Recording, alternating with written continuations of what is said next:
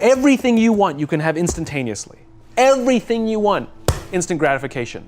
Except job satisfaction and strength of relationships, there ain't no app for that. They are slow, meandering, uncomfortable, messy processes. And so I keep meeting these wonderful, fantastic, idealistic, hardworking, smart kids. They've just graduated school. They're in their entry-level job. I sit down with them and I go, how's it going? They go, I think I'm gonna quit. I'm like, why? They're like, I'm not making an impact. I'm like, you've been here 8 months. It's as if they're standing at the foot of a mountain and they have this abstract concept called impact that they want to have in the world, which is the summit. What they don't see is the mountain. I don't care if you go up the mountain quickly or slowly, but there's still a mountain. And so what this young generation needs to learn is patience.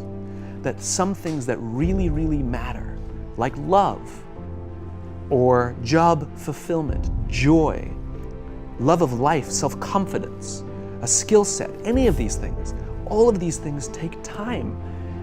Sometimes you can expedite pieces of it, but the overall journey is arduous and long and difficult. And if you don't ask for help and learn that skill set, you will fall off the mountain.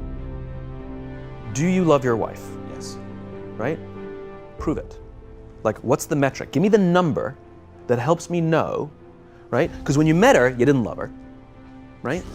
Now you love her, right? Tell me the day the love happened. It's an impossible question, right? But it's not that it doesn't exist, it's that it's much easier to prove over time, right? So all leadership is the same thing. It's about transition. So if you were to go to the gym, right? It's like exercise, right?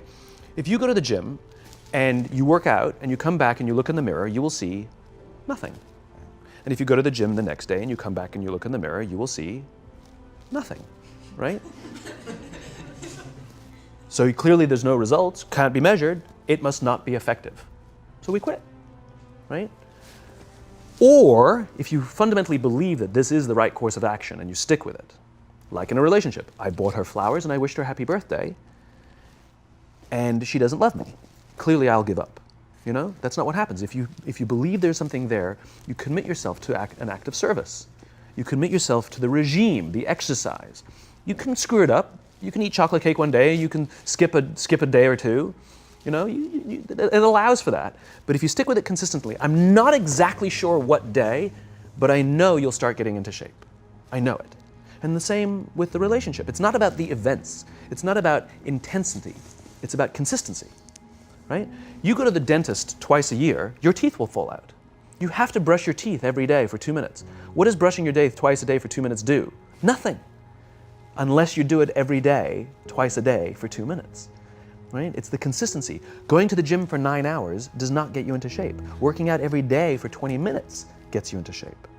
So the problem is we treat leadership with intensity. We have a 2-day offsite, we invite a bunch of speakers, we give everybody a certificate, you're a leader, right? Those things are like going to the dentist. They're very important. They're good for reminding us or getting us back on track, learning new lessons. But it's the daily practice of all the monotonous, little, boring things like brushing your teeth that matter the most. She didn't fall in love with you because you remembered her birthday and bought her flowers on Valentine's Day. She fell in love with you because when you woke up in the morning, you said good morning to her before you checked your phone. She fell in love with you because when you went to the fridge to get yourself a drink, you got her one without even asking. She fell in love with you because when you had an amazing day at work and she came home and she had a terrible day at work, you didn't say, yeah, but let me tell you about my day. You sat and listened to her awful day and you didn't say a thing about your amazing day. This is why she fell in love with you. I can't tell you exactly what day, and it was no particular thing you did. It was the accumulation of all of those little things that she woke up one day and as if she pressed a button, she goes, I love him, right? Leadership is exactly the same. There's no event. There's no thing I can tell you you have to do that your people will trust you. It just doesn't work that way. It's an accumulation of lots and lots of little things that anyone by themselves is innocuous and useless. Literally, pointless by themselves. People will look at little things that are good leadership practices and say, that won't work, and you're absolutely right. But if you do it consistently, and you do it in combination with lots of other little things, like saying good morning to someone, that looking them in the eye. My friend George, who's a 3-star general in the Marine Corps, He says his test for leadership, and I love this, he goes, his test for a good leader is if you ask somebody how their day is going, you actually care about the answer. Right? The number of times we're walking to a meeting, we're rushing, we go, how are you? Not good, I got to get to you later, I'm late for a meeting. Right. If you ask the question, you were standing there and you were listening to the answer. It's those little innocuous things that you do over and over and over and over that people will say, I love my job. Not I like my job. I like my job means, yeah, the challenge is great, they pay me well, I like the people. I love my job means, I don't want to work anywhere else. I don't care how much somebody else is willing to pay me. I'm devoted to the people here, and I care desperately about the people here as if they were my family. In business, we have colleagues and coworkers. In the military, they have brothers and sisters. That's how they think of each other, right? If you really have a strong corporate culture, the people will think of each other like brothers and sisters. It's like a family, right? No, brothers and sisters. Deep love. Fight, but the love doesn't go away, right? Bicker, the love doesn't go away. And I'll fight with my sister, but if you threaten my sister, you're gonna have to deal with me. Right? We'll fight internally, we'll bicker with each other, but nobody's gonna hurt each other, and if anything from the outside shows up, you're looking at a unified front. Brothers and sisters. Now, how do you create brothers and sisters out of strangers? Common beliefs, common values, parents, in other words, executives who care about their children's success, who care to raise their children, teach them skills, discipline them when necessary, help them build their self-confidence so that they can go on and achieve something more than you could have ever imagined achieving for yourself. That's leadership, an absolute love and devotion for the people who've committed their lives to this enterprise. That's such a brilliant reframe. It's so simple and so beautiful and unbelievably hard work. It is and it isn't. Here's why it is. You said it, it's hard to measure, right? It's hard for me to show. It's hard to measure in the short term. It's very easy to measure in the long term. Over the long term, the traditional metrics will go up. All your revenues, profits, market share, the traditional metrics will go up, and more importantly, they'll go up more stably, right? You will be able to weather hard times better because the people will come together, they won't abandon ship, right? Over the long term, the traditional metrics are just fine. But also over the long term, your churn will go down, right? You won't be going through employees as much, right? Over the long term, you'll find that loyalty is much higher, that people will turn down better paying jobs, right? Over the long term, all the traditional metrics are just fine, and then some. It's only the short term that it's hard to measure. I'm gonna say though, there's something in between those two, in the middle, to know, because with working out, so to use your analogy, if you had to go to the gym for 6 months before you saw any sign of change, no one would do it, right? And there are so many variables in working out. The number one thing is to know who to listen to. The number one thing is to know what to look for, right? So if you don't experience muscle fatigue, you're probably doing something different. That's immediate, right? I know that the next day.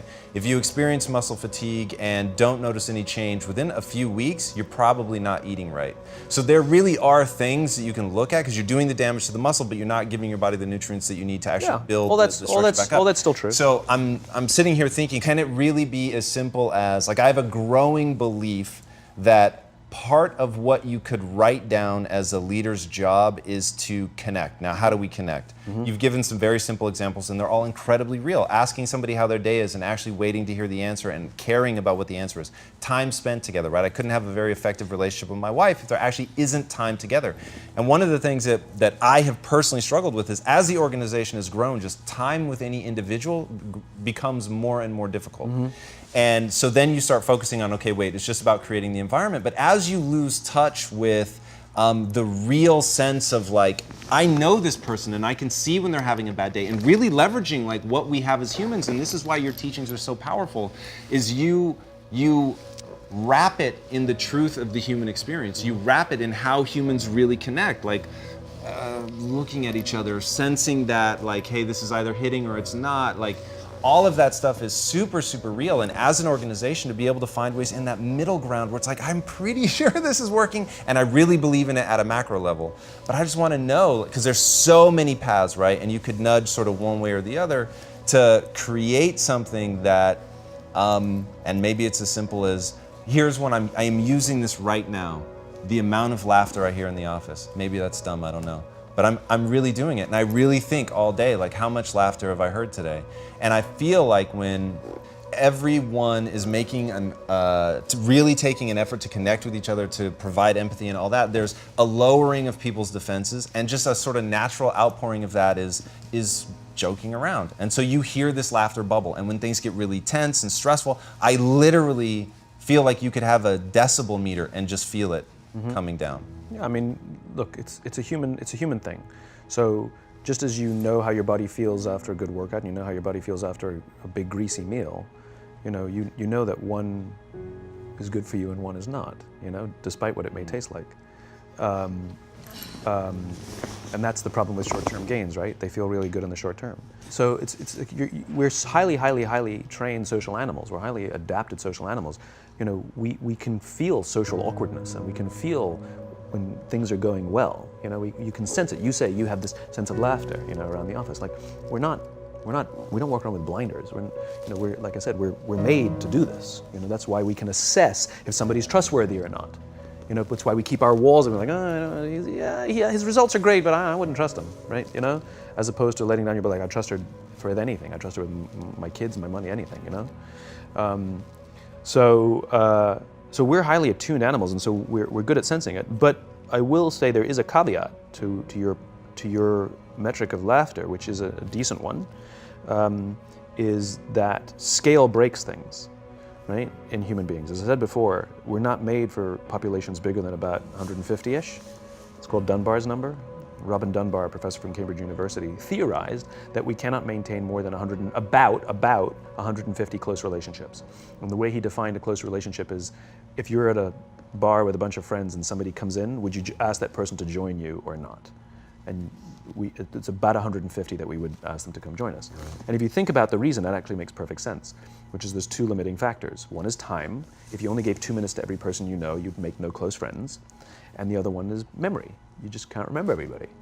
And so this is where leadership becomes very, very interesting, because if you have a company that has a lot of people, 5, 6, 7, 800 people, 1,000, 2,000, 5,000 people, clearly you can't know everyone. And clearly as a CEO, like, I care about every single one of my people. You don't even know. Some of the people you work for who work for you are bastards. You don't care about them, right? So it's a nonsense statement, right? But what you can say is, I desperately care about the people whose names I know and whose faces I recognize. And I care desperately about my leadership, and I instill in them every day that I will give them the tools, and I will take care of them with one purpose and one purpose only, that they will take care of the people in their charge. And I want those people to take care of the people and instill in them that they take care of the people in their charge. And then by the time you get down to the masses, where the actual 1,000 exist, because of the seniors it's like 20, right? Where the real 1,000 exist, they feel about 150 of them can look to one of their direct leaders, to one of their direct managers, and say, that person cares about me. That's our boss, that's my boss, that's my leader. Not the leader, it's the CEO. That's my manager, my boss, my leader.